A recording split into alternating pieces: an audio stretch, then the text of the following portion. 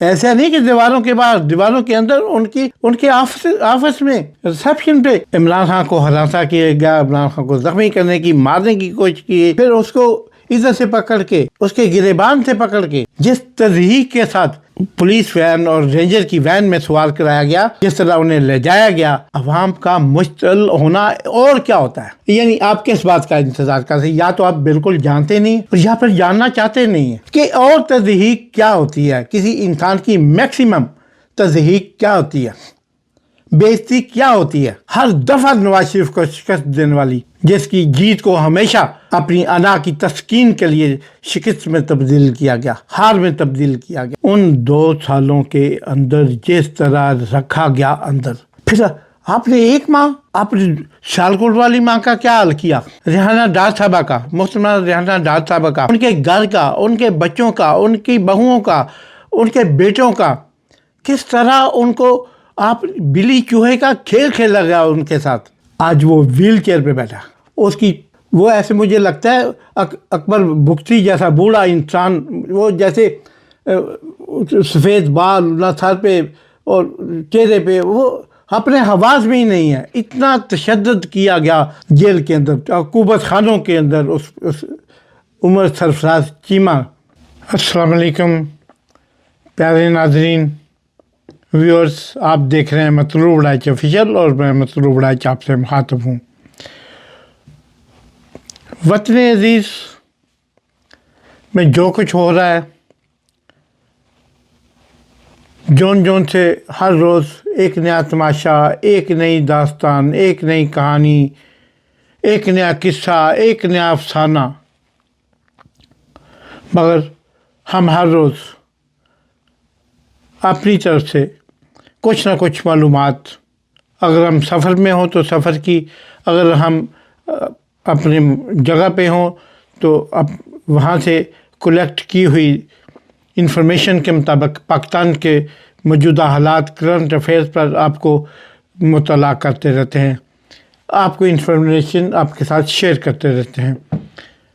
اپنے اپنے طریقہ ہوتا ہے، ایک ڈاکٹر کا، ایک انجینئر کا، ایک سائنسدان کا، ایک پالیٹیشین کا، ایک بیوروکریٹ کا، ہر بندے کا اپنا ایک طریقہ ہوتا ہے سروسز کا، خدمات مہیا کرنے کا۔ ہماری ایک الگ طریقہ ہے، ہم اپنی خدمات آپ تک شیئر کرتے ہیں اپنے طریقے سے، اور یقیناً آپ کو شیئر یہ کرنے کے بعد ہم ذہنی طور پہ مطمئن ہوتے ہیں کہ اپنے حصے کا جو چراغ ہمیں جلانا چاہیے تھا، ہم نے نہ صرف وہ چراغ جلایا ہے، ہم نے اس چراغ کی حفاظت بھی کی ہے کہ کوئی آندھی، کوئی طوفان، کوئی ہوا اس چراغ کو بجھا نہ سکے، اور یہی کام آپ کا ہے۔ خود اللہ تعالیٰ فرماتے ہیں کہ جہاد کا سب سے کم ترین جذبہ جو ہے، یا اس کا سطح جو ہے، وہ ہے کسی چیز کو دل میں برا خیال کرنا۔ اور میرا خیال ہے کہ آپ بھی برے کو برا تو سمجھتے ہوں گے، اور اس کو برے کو برا سمجھنا، کہنا، روکنا، نہ کر پانا، یہ ایک الگ داستان ہے، مگر اسے برا سمجھنا یقیناً ایک جہاد ہے۔ اور آپ اپنے آپ کو جس مقام پہ ادھر جس مقام پہ محسوس کرتے ہیں کہ آپ اس پہ کھڑے ہونا چاہتے ہیں، آپ وہیں پہ کھڑے ہو کے اس کے متعلق اپنی رائے قائم کیجئے، یہ بھی جہاد ہے۔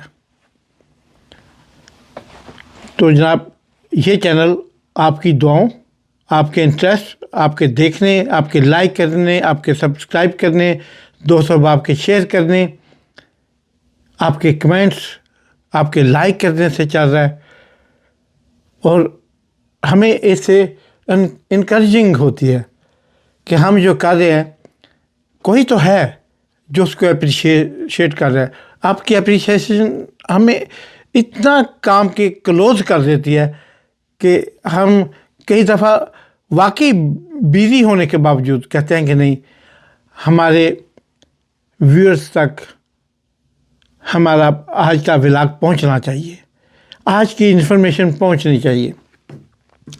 تو جناب پاکستان کے موجودہ حالات میں کام کرنا اس وقت بہت مشکل.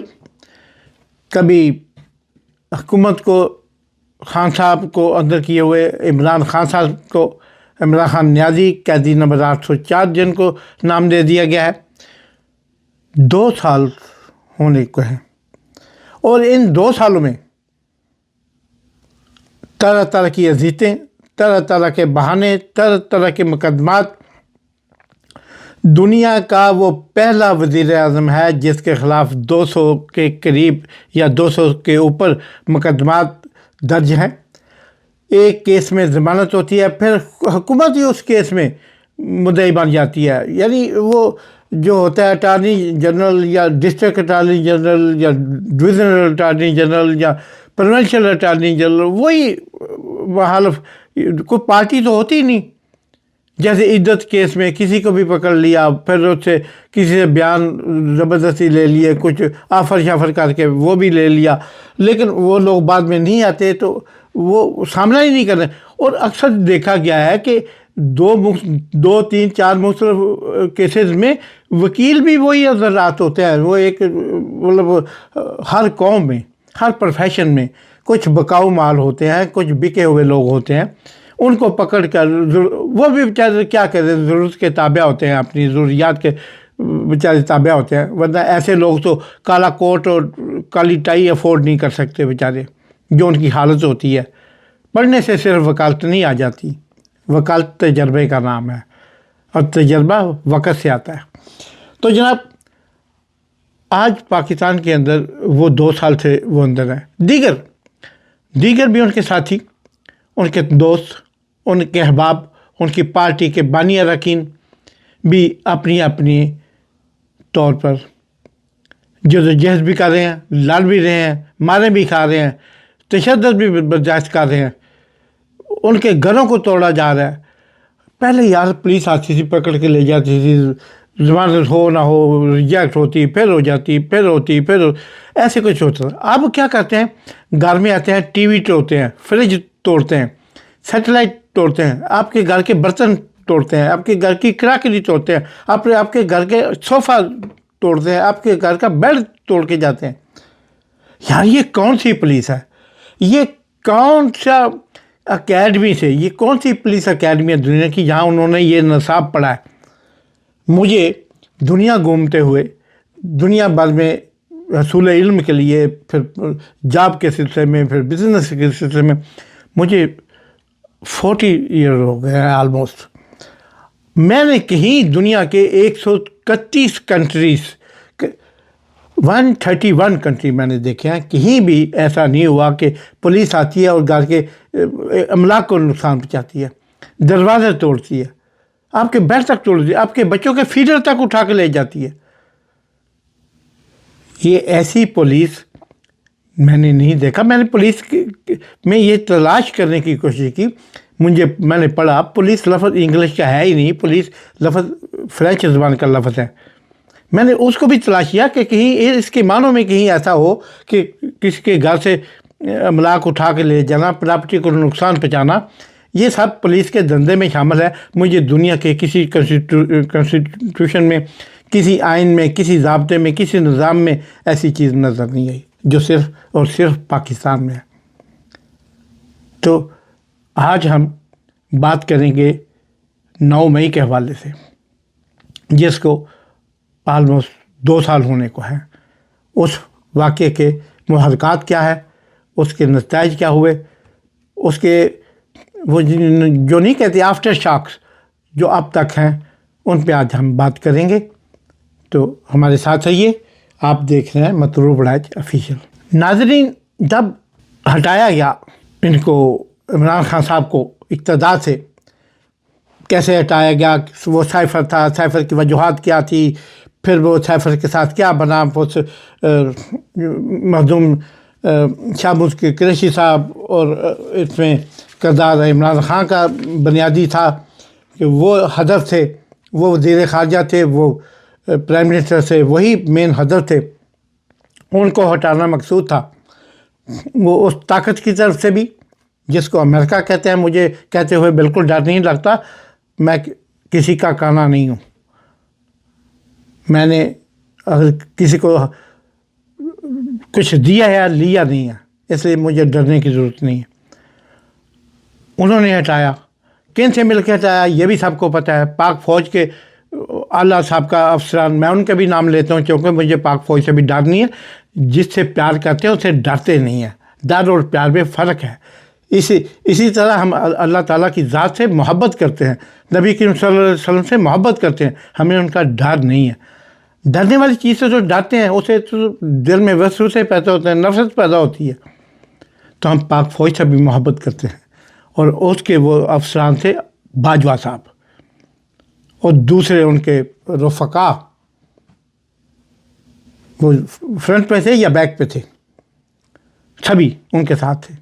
ان کو ہٹایا گیا، پھر اس کے اور جس طرح پھر بعد میں پکڑ دکڑ، ان پہ فائرنگ ہوئی وزیر آباد میں، ان کو قتل کرنے کی سازش کی گئی، وہ قتل ہوتے ہوتے بچ گئے یا قتل ہوتے ہوتے رہ گئے، یعنی موت اور زندگی میں سوئی برابر سینٹی میٹر کا فرق تھا، ملی میٹر کا شاید فرق تھا، اور اس فرق سے بھی سبق نہیں سیکھا۔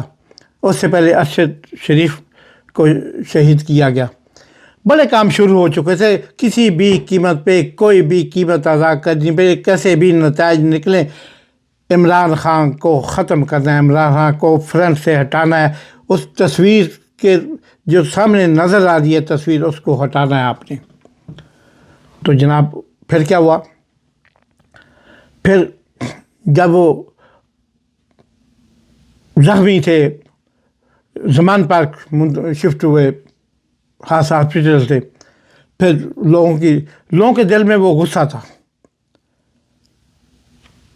لوگ باہر نکلنے کو تیار تھے، جو بھی حالات تھے اس سے پہلے پی ٹی آئی کے، وہ میں بھی جانتا ہوں، آپ بھی جانتے ہیں، پی ٹی آئی والے بھی جانتے ہیں، مگر ایک آبزرور کی حیثیت سے، ایک انالسٹ کی حیثیت سے میں یہ جانتا ہوں کہ اس وقت پی ٹی آئی کے کیا حالات تھے، مگر جیسے ہی یہ تمام حالات ہوئے ان کو زبردستی اقتدار سے الگ کیا گیا، ایک برے طریقے سے، بونڈے طریقے سے اقتدار سے الگ کیا گیا، تو پاکستان کی عوام ان کے ساتھ کھڑی ہونا شروع ہو گئی۔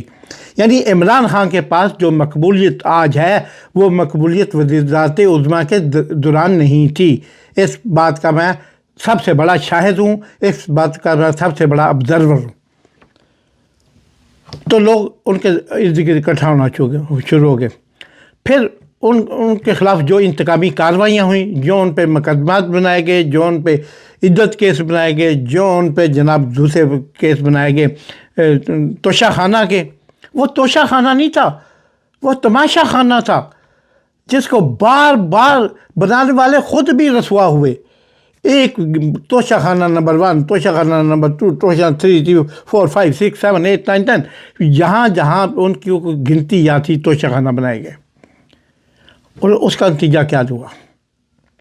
عوام کا ایک نفرت، عوام کے اندر ایک ریزسٹنس، مزاحمت اسی پاک ادارے کے خلاف ہونا شروع ہو گئی، جس کو ہم بچپن سے سلوٹ کرتے ہیں۔ وہ کیوں بڑھی؟ چند عاقبت ناندیش لوگوں کے غلط فیصلوں کی وجہ سے۔ یار ایک شخص کو دبانے کے لیے تم پورے ادارے کو تباہ کر رہے ہو، پورے ادارے کی تکریم، پورے ادارے کا تقدس پامال کر رہے ہو۔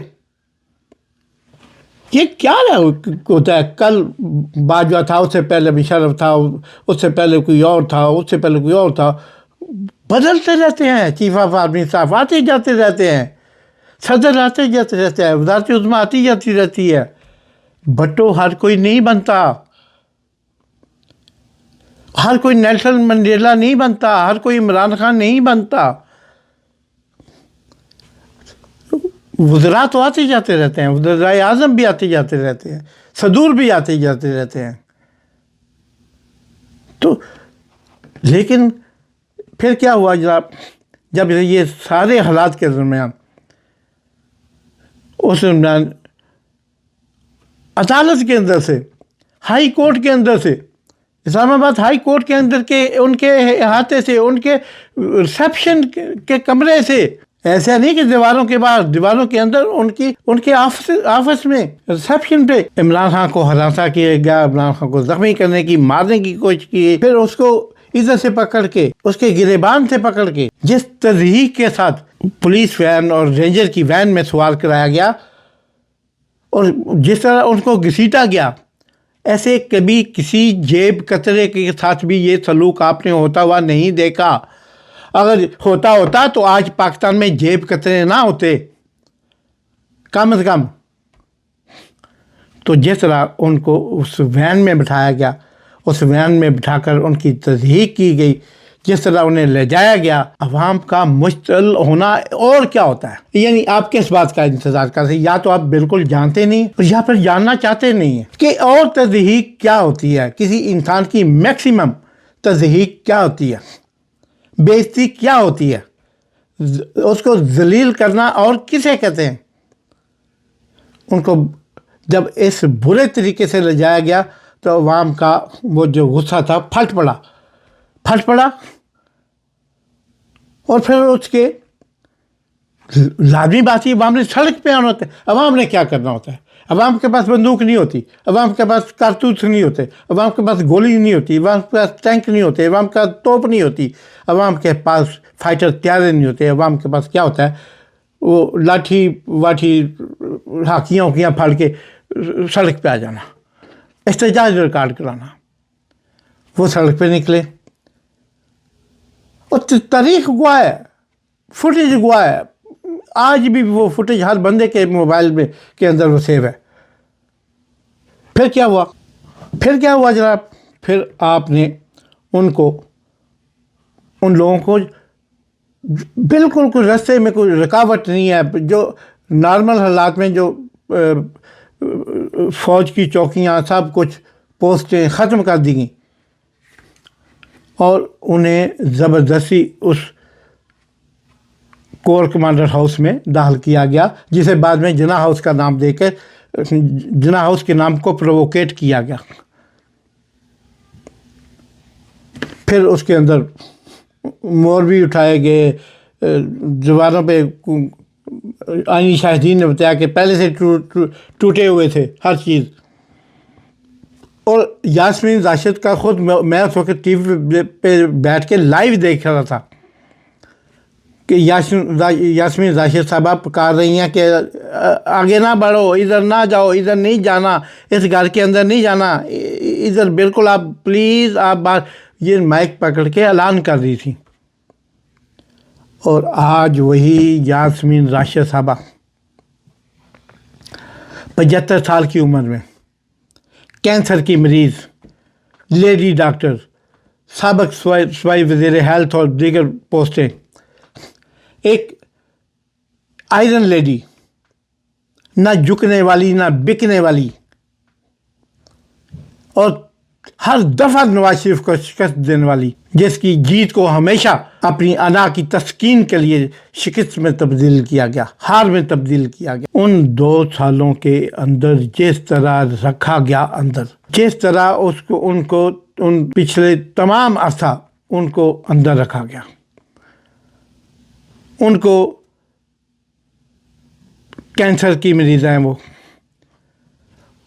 ان کی شکل کو دیکھ کے ماں یاد آتی ہے۔ پھر آپ نے ایک ماں، آپ نے سیالکوٹ والی ماں کا کیا حال کیا؟ ریحانہ ڈار صاحبہ کا، محترمہ ریحانہ ڈار صاحبہ کا، ان کے گھر کا، ان کے بچوں کا، ان کی بہوؤں کا، ان کے بیٹوں کا، کس طرح ان کو آپ بلی چوہے کا کھیل کھیلا گیا ان کے ساتھ۔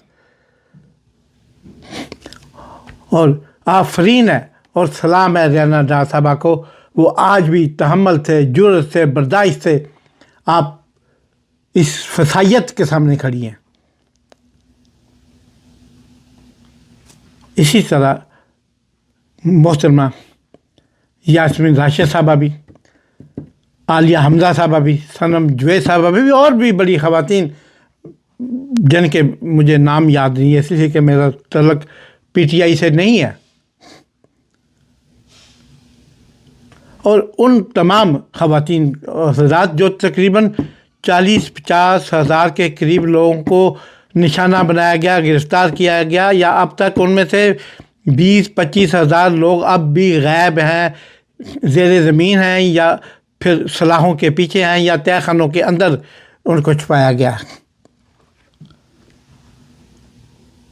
اور پاکستان کی پولیس اس تمام دوران ارب پتی بن چکی ہے، کیونکہ 50,000 لوگوں پہ کیس تھا. ہر کیس کے مدعی سے پیسے مانگے گئے، پیسے لیے گئے، ورنہ اس میں فلاں شک ڈال دیں گے، ٹیررزم کی شک ڈال دیں گے، یہ ڈال دیں گے، وہ ڈال دیں گے. 50 لاکھ ایک گھرانے سے وصول کیے گئے جو دے سکتے تھے. جو نہیں دے سکتے تھے 10-12 لاکھ سے کم تو انہوں نے بھی دیے. اور پھر کیا ہوا؟ حماد اظہر صاحب وفاقی وزیر خزانہ، وزیر انرجی رہے. ان کے باپ میاں اظہر کا ایک نام تھا، ایک دبدبہ تھا، ایک روب تھا، برادری تھی لاہور میں. گورنر پنجاب تھے، تگڑے تھے. آج وہ فسائد سے ڈرتے ہوئے، اس قانون سے اور اس کے کرندوں سے ڈرتے ہوئے، اپنی عزت بچانے کے لیے، اپنی جان بچانے کے لیے روپوش ہیں. پنجاب کے صدر سے پی ٹی آئی کے. پھر آپ نے میاں اسلم اقبال، میرے ایک دوست پرویز خان سے، ان کے حوالے سے میرے دوست تھے، مشترکہ دوست تھے، ملتے تھے، عزت کرتے تھے، بہت نفیس آدمی. سیاست میں آئے تو بالکل ایک شہری کی سیاست شروع کی. مسلم لیگ نون میں تھے 2013 سے لے کے 2002 سے لے کے 2013 تک. پھر تحریک انصاف میں آئے تو ایک ریکارڈ قائم کیا، ایک مقبولیت کی انتہا کر گئے. لوگوں کے پسند کے لیڈر تھے، جوانوں کے پسند کے لیڈر تھے. آج وہ ان بیچاروں پہ درجنوں مقدمات قائم کر کے انہیں زیر زمین کہیں روپوش رہنا پڑ رہا ہے. وہ سامنے نہیں آ سکتے. اور حالت یہ ہے کہ لاہور پہ دبدبہ رکھنے والے لوگ اب گھر سے یا جس جگہ چھپے ہوئے ہیں یا انڈر گراؤنڈ ہیں یا جن غاروں میں رہ رہے ہیں، جن حجروں میں رہ رہے ہیں، وہاں سے نکل نہیں سکتے. یہ سیاست ہے، یہ وطن سے محبت کی سزا ہے. میاں اسلم اقبال کو بھی، حماد اظہر کو بھی، یاسمین راشد کو بھی، عالیہ حمزہ کو بھی، صنم جوید کو بھی، اعجاز چودھری کو بھی، جو سالوں سیاست کرتے رہے جماعت اسلامی کی، سوبر، پاک، صاف، ایکوریٹ سیاست کرتے رہے. لیکن جب انہوں نے پی ٹی آئی میں شمولیت اختیار کی، پنجاب پیپل پارٹی کے صدر بھی بنے، پنجاب پی ٹی آئی کے صدر بھی بنے، سارا کچھ اچھی سیاست جانتے تھے، اچھی سیاست کرتے رہے، اچھی سیاست کرتے رہے اور عوام کے دلوں میں گھر بنایا، سینیٹر بنے. اور آج انہیں 1-2 روز پہلے انہیں اتنے 2-2.5 سال کے بعد چھوڑا گیا ہے اور ان کی ضمانت نہیں ہونے دی جا رہی تھی. حالانکہ وہ سینیٹر تھے، جو ان کا استحقاق ہوتا ہے کہ اس کو سینیٹ کے اجلاس کے لیے لے جایا جائے، لیکن انہیں نہیں لے جایا گیا. یوسف رضا گیلانی جو چیئرمین سینیٹ ہیں، انہوں نے دھمکی دی اس دفعہ کہ میں ورنہ استعفیٰ دے دوں گا اگر اعجاز چودھری کو نہ بلوایا گیا. تو یہ ان کا اچھا پان ہے یوسف رضا گیلانی صاحب کا، جس کے لیے وہ اپریسیشن اور کے حقدار ہیں.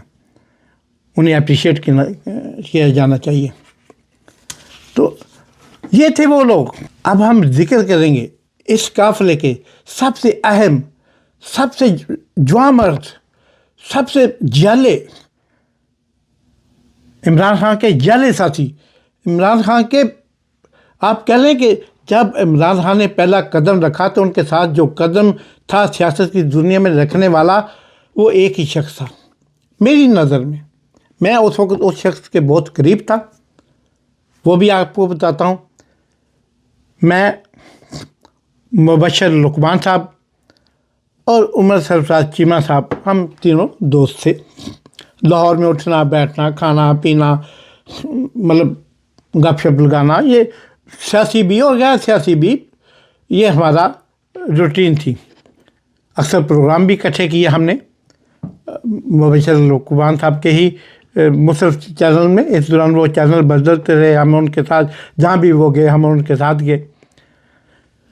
تو اتنا اچھا انسان وزیر آباد کا میرا گرائی سودرے کے کتنا فاصلہ ہے ہمارا 10 کلومیٹر بھی نہیں. ہمارا اس ناطے سے بھی تعلق تھا. پھر جاٹ بھی تھے ان کو. اور اس وقت عمران خان کے ساتھی بنے جب ان کا کوئی ساتھی نہیں تھا.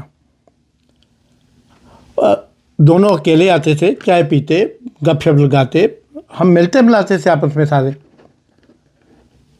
میں پیپل پارٹی کا جھنڈا اٹھایا ہوا تھا لاہور میں. ایک ہی گھر تھا جہاں 142E2 جوہر لاہور والا جو آج بھی میرا گھر ہے. اس گھر پہ جھنڈا صرف پیپل پارٹی کا مطلوب ولایت کے گھر پہ لگا ہوتا تھا اور کسی گھر پہ نہیں. تو ادھر بھی بیٹھ کے ہوتی عمر سرفراز کی طرف بیٹھ کے ہوتی مبشر لقمان کے گھر بھی بیٹھ کے ہوتی اور خان صاحب کے ہاں بھی بیٹھ کے ہوتی.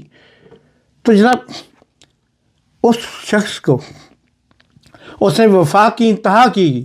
اس کو سیاست میں کچھ ملا کہ نہیں ملا اس نے اس کا کبھی اظہار نہیں کیا. کبھی اس پہ پشیمان نہیں ہوا. کبھی ندامت نہیں کی.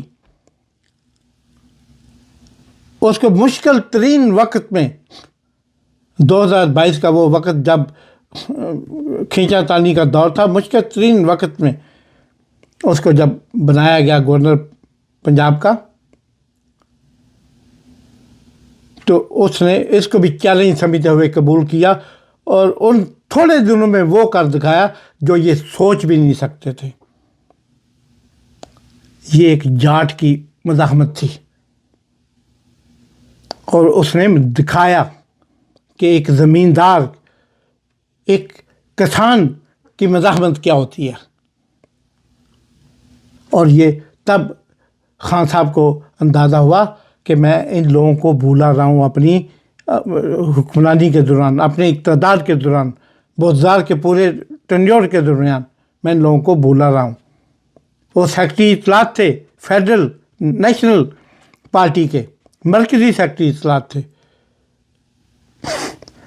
آج اس کو چند دن گورنر بننے اور میاں برادران کو رجسٹ کرنے مزاحمت کرنے کے جرم میں آج آپ اس کی شکل دیکھیں آپ اسکرین پہ دیکھ رہے ہوں گے. آج وہ ویل چیئر پہ بیٹھا اس کی وہ ایسے مجھے لگتا ہے اکبر بگٹی جیسا بوڑھا انسان وہ جیسے سفید بال نہ سر پہ اور چہرے پہ وہ اپنے حواس میں ہی نہیں ہے. اتنا تشدد کیا گیا جیل کے اندر عقوبت خانوں کے اندر اس عمر سرفراز چیمہ. مجھے فخر ہے عمر سرفراز کہ آپ میرے دوست تھے. آپ میرے دوست ہیں اور رہیں گے. آپ نے ایک نئی وضع دی ہے سیاست کو ایک نیا رنگ دیا ہے. آپ وفا کے پیکر ہو. آپ نے عمران خان سے وفا نہیں کی بلکہ محبت کی ہے اور آپ نے ثابت کیا ہے. آپ جیسے لوگوں کو میرا سلام. اور عمر سرفراز کے علاوہ بڑے لوگ ہیں سراج سے بلوچستان سے کراچی سے لائنیں لگی ہوئی ہیں. آپ لکھتے جائیں اور بھولتے جائیں آپ جمع تفریق نہیں کر پائیں گے. اتنی داستانیں ہیں عمران خان کے جالے عمران خان کے خون دینے والوں کی. اور آج پھر 9 مئی سر پہ آ گیا ہے. ان لوگوں کو صحبتیں برداشت کرتے ہوئے عالیہ حمزہ کی ضمانت ہوگی. ثنا جوید کی ضمانت 2 साल के बाद हो गई, 2.5 साल के बाद चौधरी जाज की होगी।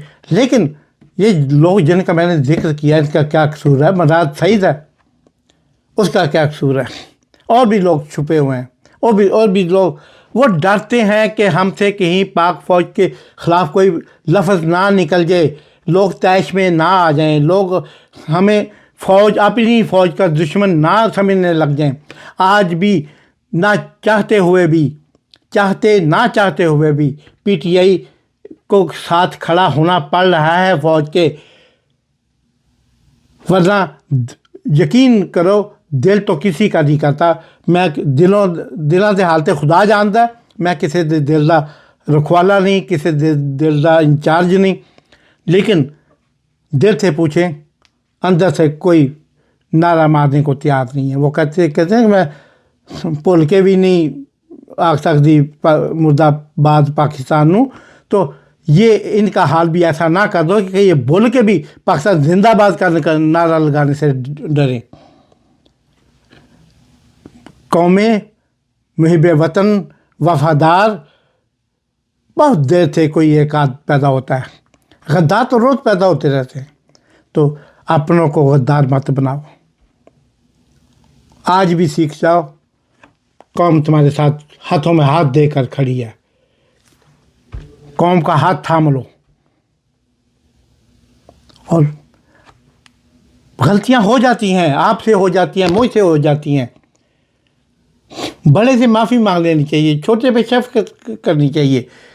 हो जाती हैं यार, क्या है, बड़ी बड़ी गलतियां हो जाती हैं, लेकिन इसकी सज़ा, इन गलतियों की सज़ा मुल्क टूटने की सूरत में नहीं होनी चाहिए, मुल्क से गद्दारी की सूरत नहीं होनी चाहिए। अपनों को सीने से लगाओ, कुछ नहीं होता। आप सैयद हो, हम अजमी सही, हम गैर सैयद सही, यार पाकिस्तानी तो हो ना। सीने से लगाओ, ये सीने बेताब हैं।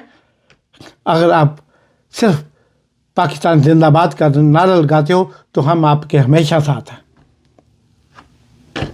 और 9 मई के तमाम असीरान को मेरा सलाम। आप देख रहे हैं मतलूब राज ऑफिशियल। इसे लाइक कीजिए, सब्सक्राइब कीजिए, दोस्तों बाप के साथ शेयर कीजिए।